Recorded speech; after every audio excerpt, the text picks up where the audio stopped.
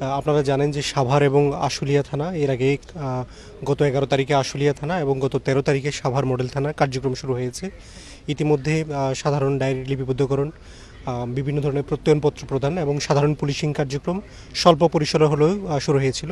আপনারা জানেন গত 5ই আগস্ট ছাত্র জনতার অভ্যুত্থানের পর বহু পুলিশ সদস্য অস্ত্রসহ সাভার সেনানিবাসে চলে আসে, নিরাপদ হেফাজতে চলে আসে। তাদের এই অস্ত্র এবং তাদের জান এবং মালের হেফাজতের জন্য বাংলাদেশ সেনাবাহিনীকে আন্তরিক ধন্যবাদ জানাচ্ছি। তো তারা যে অস্ত্রগুলো হেফাজতে নিয়েছিলেন গতকাল এবং আজকে এই অস্ত্রগুলা পুলিশ সদস্যদের মধ্যে যথানিয়মে বিতরণ করা হয়েছে। আশা করি এই অস্ত্রগুলা পাওয়ার পর পুলিশ তাদের স্বাভাবিক আইনশৃঙ্খলা রক্ষা কার্যক্রম পুরোদমে শুরু করতে পারবে। এখন পর্যন্ত আমরা সঠিক তথ্যটি পাইনি। আমরা যেহেতু সাভারের থানাগুলো কার্যক্রম শুরু করেছে, এই অবস্থায় আমাদের কাছে যে বিচ্ছিন্ন তথ্য আছে ওটা দিলে একটা বিভ্রান্তি তৈরি হবে। সেজন্য আমরা চাচ্ছি 2-1 দিন সময় নিয়ে আমরা সমন্বিতভাবে সকল শহীদের তালিকাটা পূর্ণাঙ্গরূপে আমরা যেন প্রকাশ করতে পারি। সাভারের বিভিন্ন জায়গা থেকে গোলাবারুদ পাওয়া গেছে।